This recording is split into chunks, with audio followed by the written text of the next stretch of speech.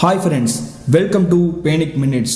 தமிழ்நாட்டைச் சேர்ந்த தேனி மாவட்டத்திற்கு அருகாமையில் 3 நபர்கள் இரவு நேரத்தில் முயல் வேட்டைக்கு சென்று ஒரு சுடுகாட்டு படையலை சாப்பிட்ட பிறகு அவர்களுக்கு நடந்த திகிலான த்ரில்லிங்கான நிகழ்வை பற்றி தாங்க முழுமையாக பார்க்க போகிறோம். நான் உங்கள் Afsar. Welcome to real horror stories.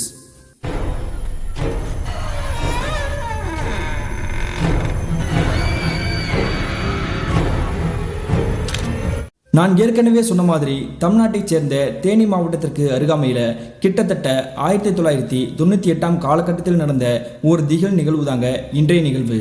இந்த சம்பவத்தை நமக்கு ஷேர் பண்ணியது வாணிஸ்ரீ அப்படின்ற சகோதரி தாங்க.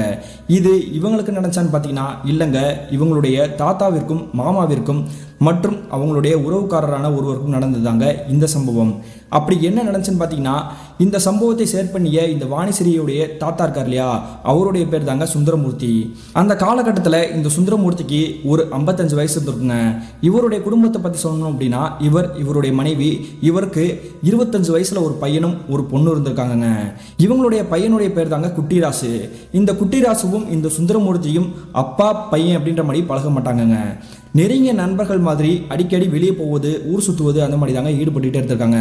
அந்த காலகட்டத்தில் இவங்களுடைய வேலை என்னன்னு பார்த்தீங்கன்னா, ஒரு தென்னந்தோப்புல பாதுகாவலராக இருக்கக்கூடிய அந்த வேலையில் தாங்க ஈடுபட்டு இருந்திருக்காங்க.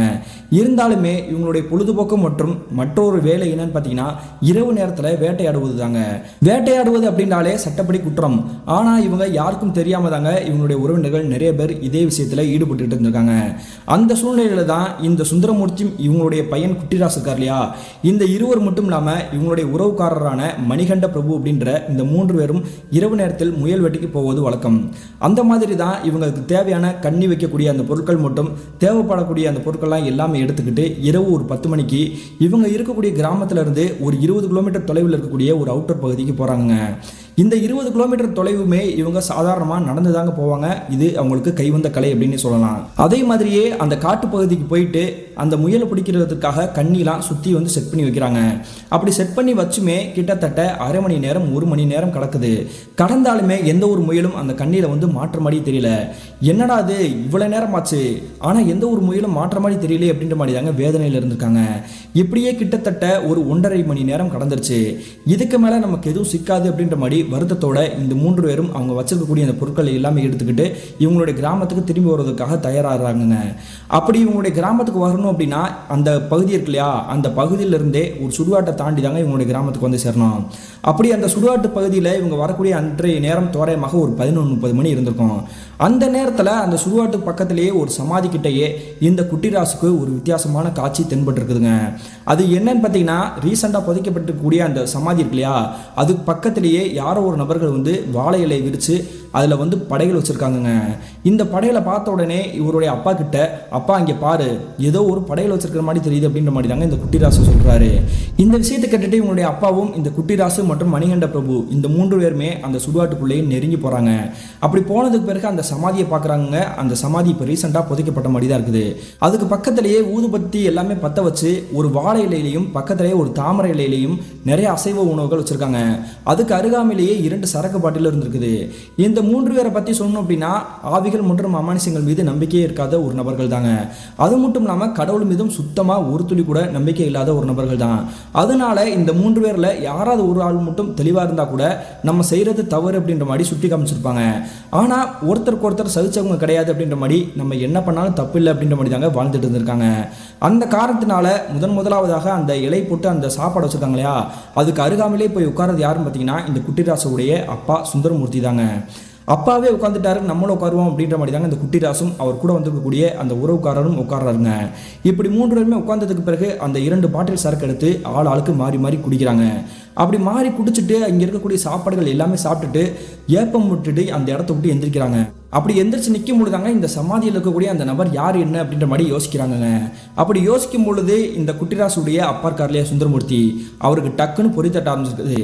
அவர் வேற யாருமே கிடையாது, நம்ம கிராமத்தை சேர்ந்த திடீர்னு அகால மரணம் அடைஞ்ச ஒரு நபருடைய அந்த சமாதி தான் இது அப்படின்ற மாதிரி தாங்க கண்டுபிடிக்கிறாரு. இதை கேட்ட உடனே மீதம் இருக்கக்கூடிய 2 நபர்களுக்கும் தூக்கி வாரி போட்டிருக்குது. ஐயோ, அவனுடைய சமாதி கிட்டே நம்ம வந்து சாப்பிட்டுக்கிட்டு இருக்கிறோம் அப்படின்ற மாதிரி தாங்க தாங்க மிரண்டு போயிட்டாங்க. அதனால என்னடா அவன் என்ன உயிரோட எந்திரிச்சு வரவா போறான், பயப்படாதீங்க அப்படின்ற மாதிரி தாங்க சொல்லிட்டு இந்த 3 பேரும் அந்த சமாதி விட்டு எந்திரிக்கிறாங்க. அப்படி எந்திரிக்கக்கூடிய அந்த நேரத்தில் இந்த சுந்தரமூர்த்திக்கு பக்கத்தில் நிற்கக்கூடிய இந்த மணிகண்ட பிரபு இருக்கார் இல்லையா, டக்குன்னு ஒரு மாதிரியா எனக்கு குடலெல்லாம் புரட்டுது அப்படின்ற மாதிரி தாங்க வாமிட் பண்ணியிருக்கிறாரு. அப்படி வாமிட் பண்ணும் பொழுது அவர் சாப்பிட்ருக்கக்கூடிய அந்த சாப்பாடு எல்லாமே மொத்தமாகவே வாமிட் ஆகிருக்குது. என்னடா ஆச்சு, நீ சாப்பிடக்கூடிய அந்த சாப்பாடு எல்லாமே இப்போதான் பெருசாக வச்ச மாதிரி தெரியுது, ஏன்னா பக்கத்தில் இப்போதான் ஊதுபத்தியும் வச்சுட்டு போயிருக்காங்க, நீ மெல்லாம டக்கு டக்குன்னு முழுங்கிட்டியா அவசரத்தில் அப்படின்ற மாதிரி தாங்க இந்த சுந்தரமூர்த்தி கேட்குறாரு. அதெல்லாம் ஒன்றும் இல்லை, எதுக்கு எனக்கு குடலை புரட்டுதுன்னே தெரில, அடிவயிறுலேருந்து ஒரு மாதிரியா ஜிவ்வுன்னு பிடிச்சி இழுக்குது அப்படின்ற மாதிரி தாங்க அந்த மணிகண்ட பிரபு சொல்கிறாரு. இப்படி இந்த 3 பேருமே பேசிக்கிட்டே இருக்கும் பொழுது பக்கத்தில் நிற்கக்கூடிய அந்த குட்டிராசுக்கும் ஒரு மாதிரி வாமிட் ஆயிருக்குது. டக்குன்னு அவருமே கொஞ்சம் தூரம் தள்ளி போய் அவரும் வாமிட் பண்ணியிருக்கிறாரு. இந்த காட்சியை பார்த்துருக்கக்கூடிய சுந்தரமூர்த்திக்கு ஒன்றுமே புரியல. இருவருமே சரக்கை ரொம்ப ஓவராலாம் அடிக்கலையே, அப்புறையே வாமிட் ஆகுது அப்படின்னு நினச்சிட்டு இருக்கும் பொழுதே இவருக்கும் ஒரு மாதிரி குடலை புரட்டி இருக்குதுங்க. அதே மாதிரி இந்த 2 நபர்கள் மாதிரியே அவருமே வாமிட் எடுக்கிறாரு. என்னடா இது, நம்ம சாப்பிட்ட சாப்பாடு எல்லாமே செரிக்காம டக்குன்னு வாமிட் ஆகிட்டு இருக்குது, இந்த சாப்பாடில் எதுவும் கலந்து வச்சிட்டாங்களா அப்படின்ற மாதிரி தாங்க மிரண்டு போய் நிற்கிறாங்க. அப்படி நிற்கும் பொழுது இந்த குட்டிராசு என்ன பண்ணுறாருன்னு பார்த்தீங்கன்னா அந்த சமாதியை பார்த்து கெட்ட கெட்ட வார்த்தைகள் திட்டுறாரு. இந்த இடத்துக்கிட்ட வச்சிருக்கக்கூடிய இந்த சாப்பாடை சாப்பிட்டதுனால தான் நமக்கு இப்படி எல்லாமே நடந்துட்டு இருக்குது, இவன் சாப்பாடை நம்ம சாப்பிடக்கூடாதுன்னு நினச்சி இந்த மாதிரி கேடு விளைவிச்சிட்டு இருக்கிறான் அப்படின்ற மாதிரி தாங்க நினச்சிக்கிட்டு பக்கத்தில் கிடக்கக்கூடிய ஒரு பெரிய பாறாங்கல்ல கையில் தூக்குறாரு. அப்படி இந்த பாறாங்கல்ல தூக்கிக்கிட்டு அந்த சமாதிக்கிட்டே தூக்கி எறிகிறாருங்க. ஜஸ்ட் மிஸ் ஆகியே அந்த சமாதிக்கு பக்கத்தில் நிற்கக்கூடிய இவருடைய அப்பா இருக்கார் இல்லையா, அதாவது இந்த சுந்தரமூர்த்தி, அவருடைய கட்ட விரல் கால் பாதத்திலே போய் பட்டிருக்குதுங்க. பட்ட உடனே வலி தாங்க முடியாமல் ஐயோன்னு கத்தி அலறி அடித்து துடிச்சிருக்கிறாரு. அது மட்டும் இல்லாமல் அந்த கல் அவருடைய கட்டவரில் நல்லா நசுக்கின காரணத்தினால காலில் இருந்து ரத்தம் அப்படி வெளியேறிட்டு இருக்குது. தெரியாதனமா பண்ணிட்டேப்பா, என்னை மன்னிச்சுக்கோப்பா அப்படின்ற மாதிரி தாங்க அவருடைய அப்பா கிட்ட போய் இவர் கெஞ்ச ஆரம்பிச்சிருக்கிறாரு. சரிடா, ஒன்றும் பிரச்சனை இல்லை, என்னால் வலி தாங்க முடியல, வா இந்த இடத்த விட்டு கிளம்பிடுவோம் அப்படின்ற மாதிரி தாங்க இந்த சுந்தரமூர்த்தி சொல்றாரு. உடனே ஆளுக்கு ஒரு ஆள் தோள்பட்டையில் கை வச்சுக்கிட்டு அவரை அப்படியே கை தாங்களா பிடிச்சிக்கிட்டு அந்த இடத்த விட்டு நகர ட்ரை பண்றாங்க. அப்படி நகரும் பொழுது இந்த 3 பேருக்கும் தூக்கி வாரி போடக்கூடிய ஒரு சத்தம் கேட்குதுங்க. அது என்ன சத்தம் பார்த்தீங்கன்னா, அந்த சமாதிக்குல இருந்து ஒரு 100 மீட்டர் தள்ளி இவங்க நிற்கிறாங்க இல்லையா, அந்த இடத்துக்கு எதிர்ப்புறத்தில் முட்கள் புதர்களாக மண்டி போய் கிடக்குது. அந்த இடத்துல ஏதோ ஒன்று உள்ள அங்கிட்டு இங்கிட்டு போற மாதிரி அசைவு கொடுக்கக்கூடிய அந்த சத்தம் தாங்க கேட்டுக்குது. யாரோ இந்த இடத்துல இருக்கிறாங்க போலப்பா, அதனால தான் யாரோ அசைகிற மாதிரி சத்தம் கேட்குது அப்படின்ற மாதிரி தாங்க இந்த 3 பேருமே வெறிச்சு பார்த்துட்டு இருக்கிறாங்க. அதெல்லாம் ஒன்றும் கிடையாது, ஏதாவது விலங்கா இருக்கும் அப்படின்ற மாதிரி தாங்க சொல்லிட்டு இந்த 3 பேரும் மறுபடியும் 4 அடி எடுத்து நடக்கிறாங்க. அப்படி நடக்கும் பொழுது அந்த முட்கள் புதர்களை விரிச்சுக்கிட்டு வெளியே ஒரு உருவம் நிற்குதுங்க. அந்த உருவத்தை பார்க்கும் பொழுது இவங்களுடைய வாழ்நாளில் மறக்க முடியாத காட்சியாக தாங்க தெரிஞ்சிருக்குது. என்ன காரணம் பார்த்தீங்கன்னா, அங்கே நிற்கக்கூடிய அந்த நபர் இருக்கார் இல்லையா, அவர் வேறு யாருமே கிடையாது, இறந்து போய் சமாதியை அடக்கம் பண்ணியிருக்காங்க இல்லையா, அந்த நபருடைய ஆன்மா தாங்க தத்ரூபமாக இவங்களை முறைச்சு பார்த்தபடியே நிற்குதுங்க. நான் ஏற்கனவே சொன்ன மாதிரி ஆவிகள் அமானுஷ்யங்கள் மீது இந்த 3 பேருக்குமே நம்பிக்கையே கிடையாது. ஏன்னா இந்த மாதிரி தான் பல வருடங்களாக வேட்டையாடுவதற்காக அடிக்கடி இரவு நேரத்தில் இந்த 3 பேரும் வெளியே வருவது வழக்கம் தாங்க. இப்பொழுதுதான் முதன்முறையாக ஒரு உருவம் இந்த 3 பேருடைய கண்கள்லேயே தென்படுது அப்படின்றதுனால அதிர்ச்சியோட உத்து பார்த்துட்டு இருக்கிறாங்க. அப்படி பார்த்துட்டே இருக்கும் பொழுது அந்த எதிர்ப்புறத்தில் நிற்கக்கூடிய அந்த உருவம் மெல்ல அப்படி காத்து மாடி அப்படி நடந்து இவங்க பக்கத்தில் வருதுங்க. தப்புச்சோம் பொழச்சோம்னு இவங்களுடைய அப்பாவை அப்படி கைத்தாங்களா பிடிச்சிக்கிட்டு இந்த 3 பேருமே ஓட்டம் பிடிக்கிறாங்க. கொஞ்சம் தூரம் அந்த செடிகள் கொடிகளுக்கு இடையில படர்ந்து கிடக்கலையா, அந்த இடத்த எல்லாமே ஒரு குச்சி வச்சு தடுத்துட்டு அதுக்குள்ளே போய் ஒளிஞ்சு போய் நிற்கிறாங்க. அப்படி நிற்கும் பொழுது ஏதோ ஒரு ஆண்மகன் ஆங்காரமாக அழுகக்கூடிய சத்தம் கேட்குதுங்க. அப்படி சத்தம் கேட்கறது மட்டும் இல்லாமல், என்னுடைய சாப்பாடை திருடி தின்ட்டிங்களடா, நீங்கள்லாம் நல்லாவே இருக்க மாட்டீங்க, உங்களை நான் சும்மாவே விட மாட்டேன் அப்படின்ற மாதிரி தாங்க அழுகுறல் சத்தம் கேட்குது. போச்சுப்பா, அவனுடைய பழையில எடுத்து நம்ம சாப்பிட்டோம் இல்லையா, அதனால தான் நம்மளை ஃபாலோ பண்ணி வந்துட்டு இருக்கிறான் போல, நம்ம தப்பிச்சோம் பொழைச்சோம், நம்ம எங்கேயாவது ஓடுனா மட்டும்தான் நம்ம தப்பிக்க முடியும், இல்லை அப்படின்னா அவன் கையாலே நம்ம செத்துருவோம் அப்படின்ற மாதிரி தாங்க இந்த குட்டி ராசு அழுக ஆரம்பிச்சிட்டாரு. ஒன்றும் கவலைப்படாதடா, நம்ம இந்த இடத்த விட்டு கிளம்பிடுவோம் அப்படின்ற மாதிரி தாங்க அந்த இடத்த தாண்டி பக்கத்தில் இருக்கக்கூடிய ஒரு வறண்டா பகுதியில் வராங்க. அந்த வறண்டாவை சுற்றி மண் ரோடு மாதிரி தான் இருக்குது. அதாவது கண்மாய் பகுதியில் தண்ணிகள் இல்லாமல் இருந்தால் எப்படி வறண்ட பூமிமா இருக்கும், அந்த மாதிரி இடம் தாங்க இந்த 3 நிற்கக்கூடிய அப்படிப்பட்ட ஒரு இடம். சரி, ரொம்ப கலப்பா இருக்குது, என்னுடைய கால் வலியும் தாங்க முடியல, இங்கே எங்கேயாவது ஒரு மூலையில் உட்கார வைடா அப்படின்ற மாதிரி சொல்றாருங்க இந்த சுந்தரமூர்த்தி.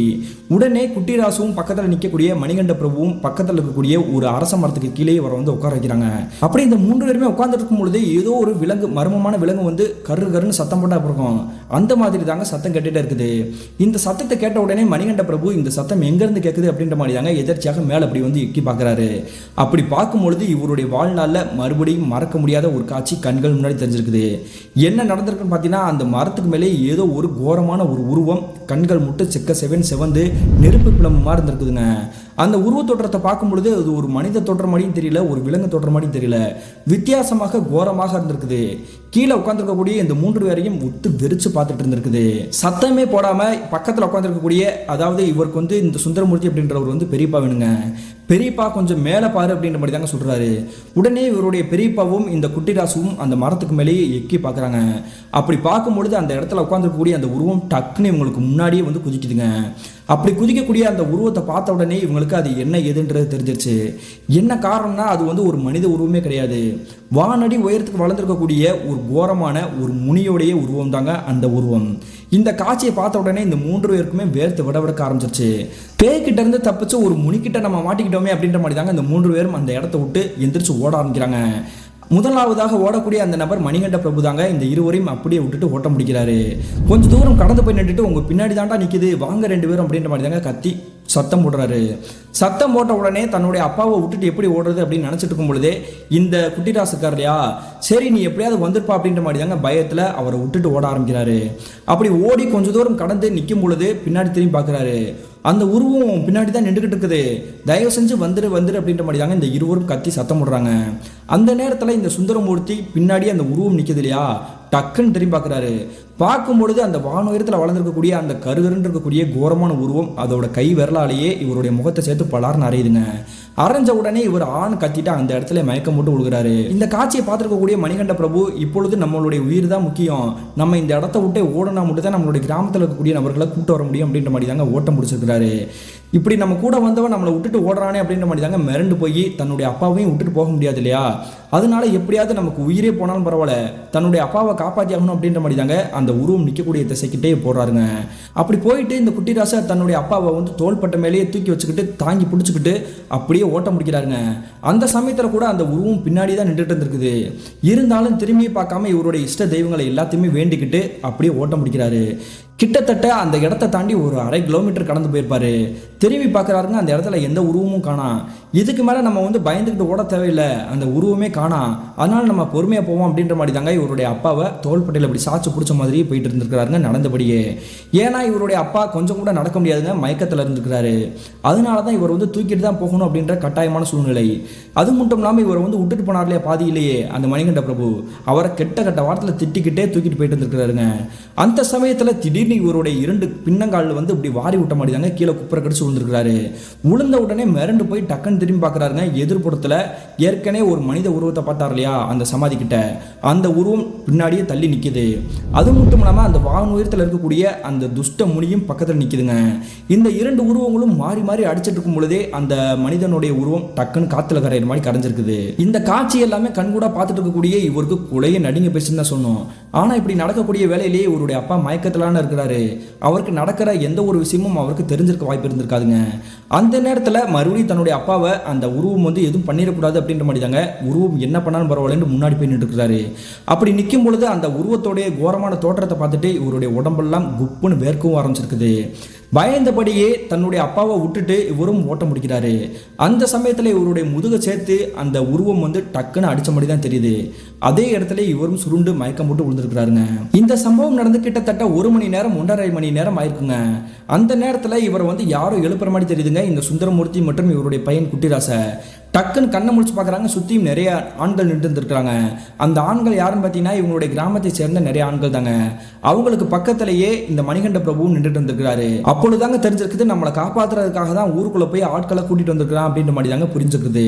உடனே இவங்க கிட்ட எந்த ஒரு வார்த்தையும் பேசாமல் இந்த இருவரையுமே தூக்கினபடி அவங்களுடைய கிராமத்துக்கே கிளம்பி போயிருக்கிறாங்க. அப்படி கிராமத்துக்கே போனதுக்கு பிறகு அவங்களுக்கு வந்து முதலுதவிலாம் செஞ்சு அவங்கள வந்து படுக்க வச்சிருக்காங்க. அந்த சமயத்தில் இந்த குட்டிராசு இருக்கார் இல்லையா, என்னுடைய முதுகு தகன்னு எரியிற மாதிரி இருக்குது, முதுகுல அந்த உருவம் என்னை ஓங்கி அடிச்ச மாதிரி இருக்குது, முதுகுல என்னாச்சு பாருங்க அப்படின்ற மாதிரி தாங்க சட்டையை கழட்டுறாரு. அப்படி சட்டையை கழட்டி பார்க்கும்பொழுது அவங்களுடைய குடும்பத்தினர் அனைவருக்குமே ஆடி போயிட்டாங்க. என்ன காரணம் பார்த்தீங்கன்னா இந்த குட்டிராசுடைய முதுகின் பின்புறம் இருக்கு இல்லையா, அதில் அணிலுடைய முதுகில் வந்து 3 கோடு இருக்கும் பாருங்க, அந்த மாதிரி தாங்க 3 கோடுகளை வந்து தடிச்சு போட்ட மாதிரி இவருடைய முதுகு பின்புறமா அப்படி கீறி விட்ட மாதிரி இருந்திருக்குது. அந்த முனி தாண்டா உன்னை அடிச்சிருக்குது, அதனால தான் உன்னுடைய முதுகு பின்புறம் பூரா அப்படியே செக்கசேவன் செமந்து போயிருக்குது. இந்த காட்சியை பார்த்துட்டு இருக்கக்கூடிய உங்களுடைய குடும்பத்தினர், அதாவது இந்த சுந்தரமூர்த்தியுடைய மனைவி இருக்காங்க இல்லையா, அவங்க இவங்களுடைய பையனை போட்டு திட்ட ஆரம்பிக்கிறாங்க. ஏன்டா சொல்ல கேட்காம வேட்டைக்கு போறேன்னு இந்த மாதிரி பாவத்தை செஞ்சுட்டு அதுக்குண்டான பழியும் ஏற்றுக்கிட்டு வரீங்க. நம்மளுடைய நிறைய உறவினர்களே இந்த மாதிரி வேட்டை செய்யக்கூடிய அந்த தொழிலில் தான் ஈடுபட்டு பாம்பு கடிச்சு நிறைய பேர் இறந்து போயிருக்கிறாங்க. அதையெல்லாம் தெரிஞ்சுதானே வேட்டைக்கு போகாதீங்க அப்படின்ற மாதிரி நிறைய பேரை தடுத்து அவங்கள வந்து வேற ஒரு வேலைக்கு போக சொல்லிட்டு இருக்கிறோம். இதை எதையுமே கேட்காம உன்னுடைய அப்பனோட பேச்சை கட்டு நீங்களும் கூட போய் இந்த மாதிரி அவதிப்படணுன்றது அவசியமா அப்படின்ற மாதிரி கேட்குறாங்க. இது எல்லாமே நடந்து முடிஞ்சிருச்சு, இப்பொழுது எனக்கு தூக்கம் வருது, தூங்குறேன் அப்படின்ற மாதிரி தாங்க தூங்கியிருக்கிறாரு. அதே மாதிரி அன்றைய இரவு கடந்து மறுநாள் காலையில் விடிஞ்சிருக்குது. விடிஞ்ச உடனே இவங்களுடைய அப்பா இருக்கார் இல்லையா, அதாவது இந்த சுந்தரமூர்த்தி, அவருடைய வீட்டுக்குள்ளே சம்மன் கால் போட்டு உட்காந்துக்கிட்டு எதையோ ஒன்று உத்து பார்த்துட்டு இருந்திருக்கிறாரு. இதை பார்த்துருக்கக்கூடிய இவங்களுடைய மனைவிக்கு சந்தேகம் வந்து என்னாச்சுங்க அப்படின்ற மாதிரி கேட்குறாங்க. அப்படி கேட்கும் பொழுது இந்த சுந்தரமூர்த்தி எந்த ஒரு பதிலுமே சொல்லாமல் உத்து பார்த்துட்டு இருந்திருக்கிறாருங்க. உடனே இவங்களுடைய மனைவிக்கு பயம் வந்து பக்கத்தில் இருக்கக்கூடிய நபர்கள் வீட்டுக்காரங்க இருக்காங்க இல்லையா, அனைவரையுமே கூப்பிட்டு இவங்களுடைய வீட்டுக்கு வந்திருக்காங்க. இவங்களுடைய குடும்பத்தை பொறுத்த வரைக்கும் அக்கம் பக்கத்தில் இருக்கக்கூடிய நிறைய நபர்கள் உறவினர்களாக தாங்க இருந்திருக்காங்க. அனைவருமே மிரண்டு போய் இந்த சுந்தரமூர்த்தியை பார்த்து என்னாச்சுப்பா, எல்லாமே சரியா அப்படின்ற மாதிரி கேட்குறாங்க. அப்படி கேட்கும் பொழுது இவர் வந்து எதுவுமே சொல்லாமல் வாயில பாணி வடிச்சிட்டு இருந்திருக்கிறாருங்க. சரி கொஞ்ச நேரத்தில் சரியாயிடும் அப்படின்ற மாதிரி தாங்க சமாதானப்படுத்தி சாப்பாடு கொடுத்து படுக்க வச்சிருக்காங்க. கிட்டத்தட்ட அரை மணி நேரம் கடந்திருக்கும். இவங்களுடைய குடும்பத்தினருக்கே ஒரு மரண ஓல சத்தம் கேட்க காத்திருந்துச்சு. என்ன நடந்திருக்கு பார்த்தீங்கன்னா சரியாக காலை ஒரு 10 மணி வந்திருக்குங்க. அந்த நேரத்தில் இந்த சுந்தரமூர்த்தியோடைய ரூம் இருக்கு இல்லையா, இவங்களும் இவங்களுடைய மனைவியும் தங்கக்கூடிய அந்த ரூமை போட்டுட்டு உள்ளே போனவர் வெளியே வரவே இல்லை. சந்தேகப்பட்டு இவங்களுடைய மனைவி கதவை போட்டு அடி நடிச்சிருக்காங்க. கதவு திறக்கிற மாதிரி தெரியல. உடனே வெளியே இருக்கக்கூடிய நபர்கள் அனைவருமே கூப்பிட்டு வந்து அந்த கதவை உடச்சு உள்ளே போய் பார்க்கும்பொழுது அனைவருக்குமே ஈரக்குழி நடுங்கி போயிருக்குது.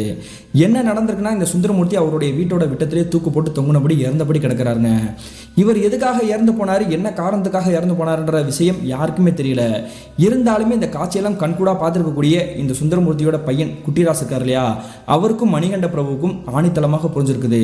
நம்ம சுடுகாட்டுக்கு போய் அந்த சுடுகாட்டோடைய சமாதி கிட்ட வந்து ஒரு படையில எடுத்து சாப்பிட்டோம் இல்லையா, அந்த உருவம் செஞ்ச வேலையாத்தான் இருக்கும் அப்படின்ற மாதிரி தாங்க அதிர்ச்சியில் உறைஞ்சு போயிருந்திருக்காங்க. அதன் பிறகு அவருடைய சடலத்தை எடுத்து இறுதி சடங்கெல்லாம் முடிச்சுட்டு சுடுகாட்டில் போய் எரிச்சிட்டு வந்திருக்காங்க.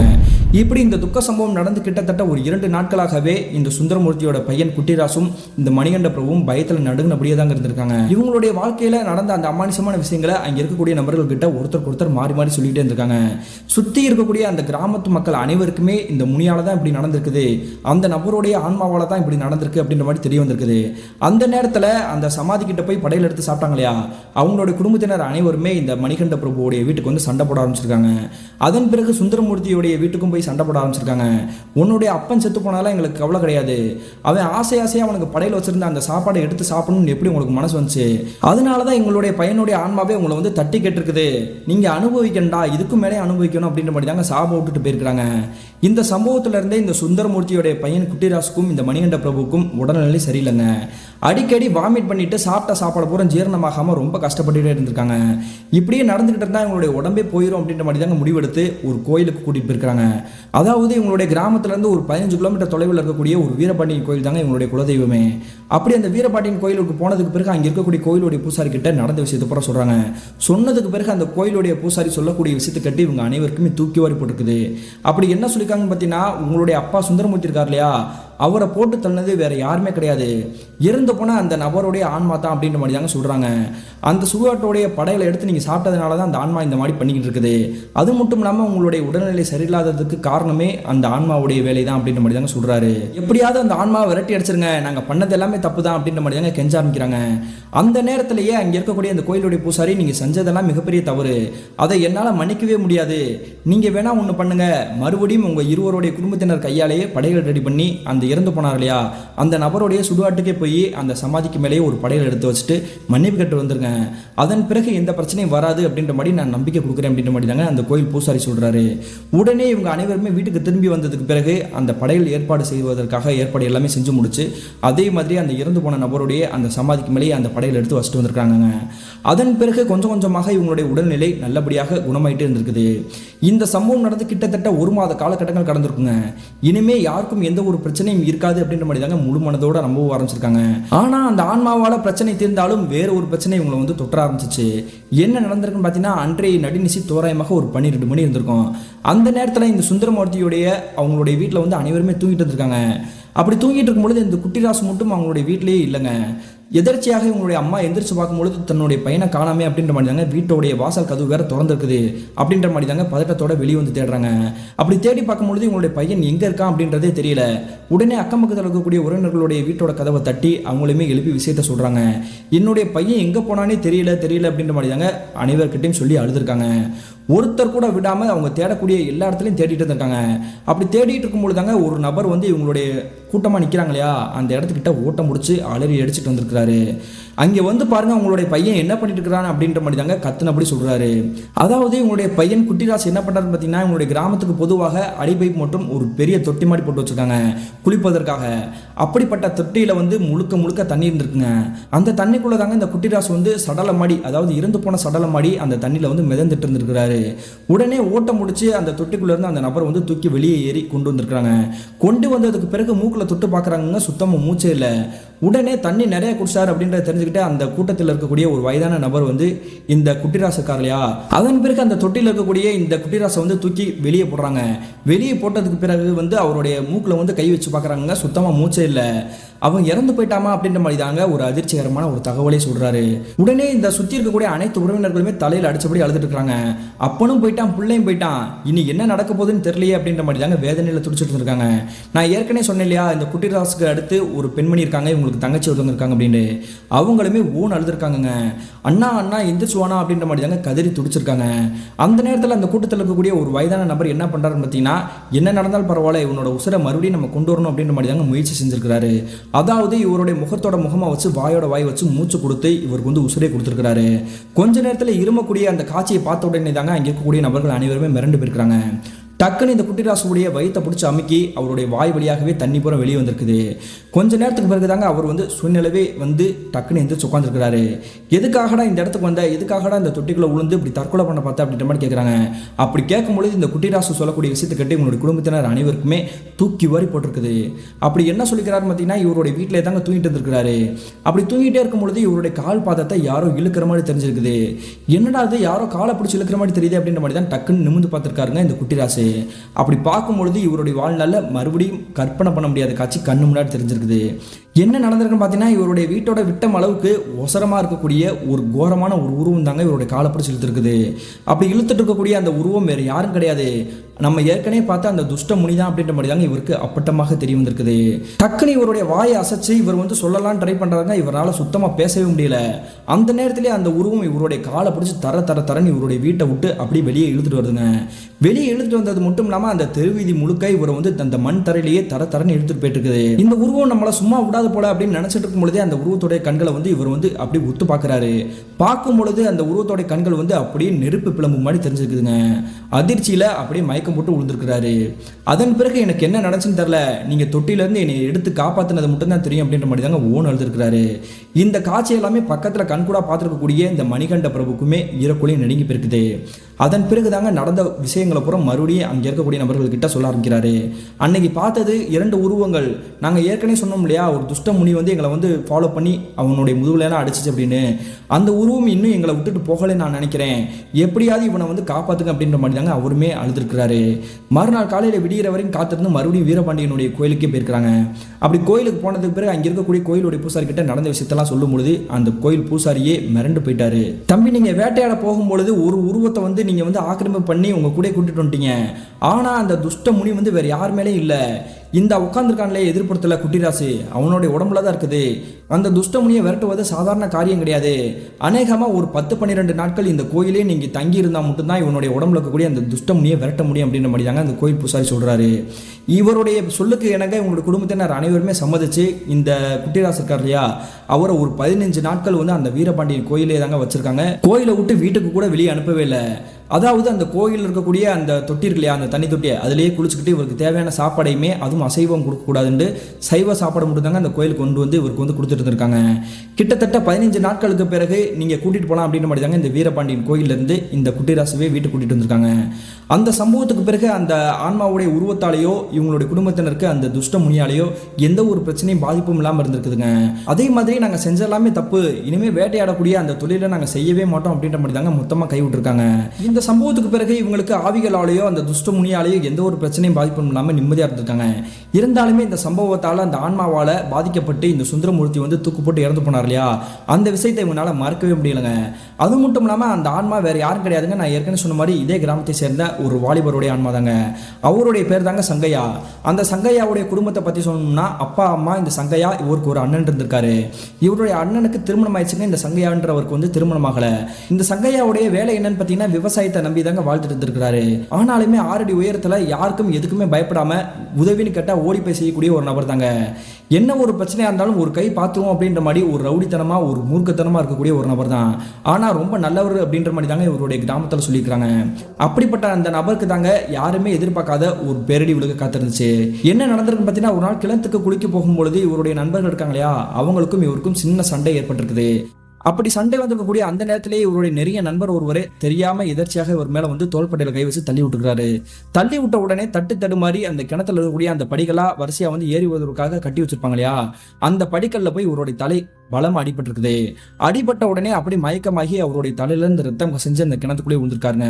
அப்படி கிணத்துல இருந்து அவரை வெளியே எடுக்கும் பொழுது அவர் வந்து சடலமாக தாங்க மீட்கப்பட்டிருக்கிறாரு. இப்படி இறந்து போனதுக்கு பிறகு அவருடைய ஆன்மா இவருடைய வீட்டை சுற்றியே வலம் வந்ததாக அவங்களுடைய குடும்பத்தினர் சொல்லியிருக்காங்க. அதுக்கு பிறகுதான் இந்த இறந்து போன சங்கையாவுடைய குடும்பத்தினர் ஒரு ஜோதிடரை போய் பார்க்க போறாங்க.